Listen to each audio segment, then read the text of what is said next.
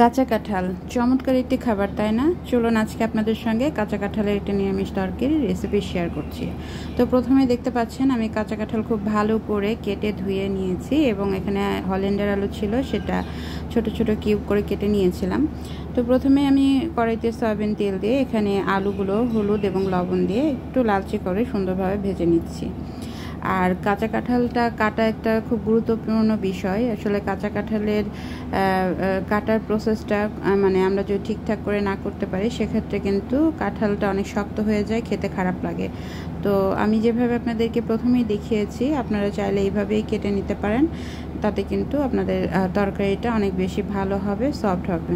কারণ নিচের যে কাঁঠালের মাংসপেশির নিচে যে শক্ত আবরণ থাকে সেটা একটু বেশি পরিমাণে ফেলে দিতে হয়। তো আলুগুলো আমার ভাজা হয়ে গেছে, আমি লাল করে ভেজে নিয়েছি, এখন উঠিয়ে নিচ্ছি তেল থেকে। এই তো আলু ভেজে নিলাম। এখন এই তেলের মধ্যে আমি ফোড়ন হিসেবে দিচ্ছি 2-3টা শুকনো মরিচ, অর্ধেক পরিমাণ তেজপাতা এবং 5 ফোড়ন দেওয়ার পরে আমি এখানে একটু দিয়ে দিচ্ছি কাজু এবং কিশমিশ। এতে করে নিরামিষ তরকারির স্বাদটা কিন্তু ভালো আসে, একটা আলাদা এক্সট্রা সুন্দর গন্ধ যুক্ত হয়। আর কাজু বাদাম তো নিঃসন্দেহে অনেক মজার, সেই সাথে কিশমিশ দিলে ডেফিনেটলি তরকারির স্বাদটা অনেক ভালো আসবে। তো ফোড়নগুলো হালকা একটু ভেজে নিয়ে আমি এখানে যে কাঁচা কাঁঠাল কেটে রেখেছিলাম, দেখতেই পাচ্ছেন আমি কিন্তু নিচের চামড়াটা খুব বেশি করে উঠিয়েছি, যার কারণে সবুজ কোনো আবরণ দেখা যাচ্ছে না।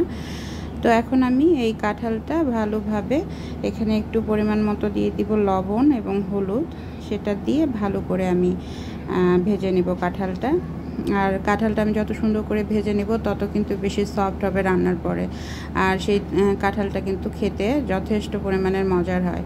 তো আপনারা এটা একটু মাথায় রাখতে পারেন যে কাঁচা কাঁঠালটা আপনারা যত সুন্দর করে ভেজে নেবেন, এবং এটা কিন্তু খুব বেশি আঁচে ভাজা যাবে না, মিডিয়াম টু লো আঁচে রেখে ভাজতে হবে, তাতে করে কাঁঠালটা অনেক বেশি সুন্দরভাবে সফট হয়ে ভাজা হয়ে যাবে এবং আমাদের যখন রান্নাটা শেষ হয়ে যাবে একদম সফট হবে কিন্তু। তো আমি একটু সময় নিয়ে কাঁঠালটা ভালো করে ভেজে নিচ্ছি।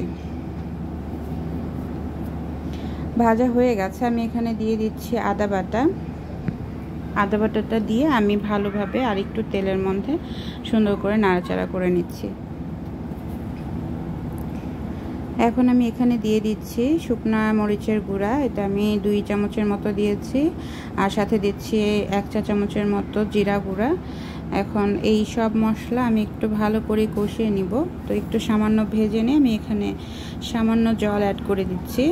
এই জলটা দিয়ে আমি মশলাগুলো কাঁঠালের সঙ্গে ভালোভাবে আমি কষিয়ে নিব।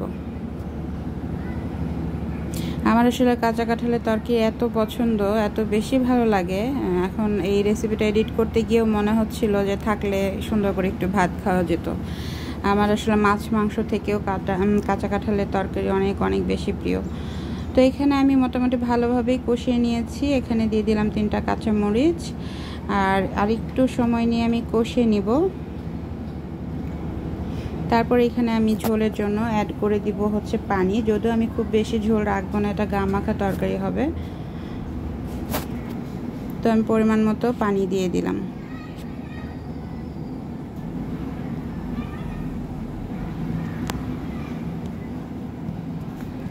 এখন পানিটা দেওয়ার পরে এখানে অ্যাড করে দিচ্ছি সেই ভেজে রাখা আলুগুলো, যেটা আমি লাল করে ভেজে রেখেছিলাম, হলুদ লবণ দিয়ে ভেজে নিয়েছিলাম, সেটা অ্যাড করে দিয়ে এখন তরকারিটা ফুটতে দিব। আর এখানে আমি কিছু গরম মশলা অ্যাড করে দিচ্ছি, দারুচিনি, গোলমরিচ কালো কয়েকটা এবং এলাচ আর লবঙ্গ 2-3টা। এতে কিন্তু নিরামিষ তরকারির যে স্বাদ সেটা অনেক ভালো আসে, গন্ধটাই আসলে অসাধারণ হয়। আপনারা চেষ্টা করে দেখতে পারেন একটু গোটা গরম মশলা দিয়ে করার। আমি তো শেষে গরম মশলা দিবই, বাট গোটা গরম মশলা দিলে একটা এক্সট্রা কিন্তু স্মেলও আসে এবং স্বাদটা অনেক মজার হয়। এখানে পরিমাণ মতো লবণ দিয়ে দিচ্ছি,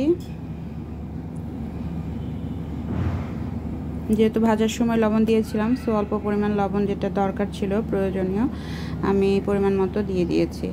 এখন দিয়ে দিচ্ছি এখানে 1 চা চামচের মতো গরম মশলা গুঁড়া। এটা দিয়ে আমি তরকারিতে আর একটা জিনিস অ্যাড করব, সেটা হচ্ছে খাঁটি গাওয়া ঘি। তো আমি খাঁটি গাওয়া ঘি এখানে অ্যাড করছি। আসলে নিরামিষ তরকারিতে ঘি দিলে সেই খাবারের স্বাদ গন্ধ একদম অতুলনীয় হয়। আমি 3 চামচের মতো দিয়ে দিলাম খাঁটি গাওয়া ঘি, দিয়ে আমি ভালো করে তরকারির সাথে ঘিটা মিশিয়ে নিচ্ছি। আসলে এই তরকারিটা এত মজার হয়, বিলিভ মি। আপনারা যদি একবার এভাবে ট্রাই করে দেখেন বাসায়, আমার বিশ্বাস আপনাদের অনেক বেশি ভালো লাগবে এবং আপনারা খুব মজা করে খাবেন। আর শেষে একটু চিনি দিয়ে দিলাম। নিরামিষ তরকারিতে আপনারা জানেন যে একটু চিনি দিলে সেই তরকারির স্বাদ অনেক বেশি ভালো আসে। তো আমার রান্না কিন্তু অলমোস্ট ডান, সিদ্ধ হয়ে গেছে। আলু এবং কাঁঠাল দেখতেই পাচ্ছেন একদম সফট হয়ে আসছে, কড়াই থেকে ছেড়ে ছেড়ে আসতেছে। তো দেখে অবশ্যই জানাবেন আপনাদের আজকের রেসিপিটা কেমন লাগলো। আমার আসলে ব্যক্তিগতভাবে এত বেশি পছন্দ, মানে আমি বলে বোঝাতে পারবো না। আমার মাছ মাংসর থেকেও কাঁচা কাঁঠালের তরকারি মানে অতুলনীয় আমার কাছে, এক কথায়। তো এইভাবে আপনারা একবার ট্রাই করে দেখতে পারেন, আশা রাখি আপনাদের অনেক ভালো লাগবে। আর আজকের রেসিপিটা যদি আপনাদের সবার ভালো লাগে, অবশ্যই লাইক, কমেন্ট এবং শেয়ার করে পাশে থাকবেন। আমার বিগত 2-3টা ভিডিও আপনারা অনেক বেশি সাপোর্ট করেছেন, পছন্দ করেছেন। আমি আসলে আপনাদের সবার কাছে অনেক অনেক কৃতজ্ঞ। আপনারা যদি আমাকে এভাবে সাপোর্ট না করতেন, তাহলে হয়তো বা নতুন নতুন ভিডিও তৈরি করার যে আগ্রহ, সেটা আমি পেতাম না। আমি রিসেন্টলি এই 2-3টা ভিডিও এত ভালো রেসপন্স পেয়েছে, এটা আমার কাছে আসলে ভীষণ মানে ভালো লাগার একটা অনুভূতি। তো আমার তরকারি কিন্তু হয়ে গেছে, আমি প্লেটে উঠিয়ে নিচ্ছি। দেখুন কেমন হয়েছে। আমি আপনাদের সামনে এটা তুলে দেখাচ্ছি যাতে আপনারা একটু বুঝতে পারেন যে আসলে তরকারির যে টেক্সচারটা কেমন হয়েছে। ভীষণ মজার।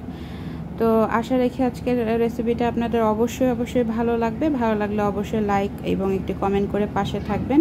আমাকে অবশ্যই জানাবেন যে আজকের রেসিপিটা আপনাদের কেমন লাগলো। তো আপনাদের সবাইকে অসংখ্য অসংখ্য ধন্যবাদ। ভালো থাকবেন সবাই।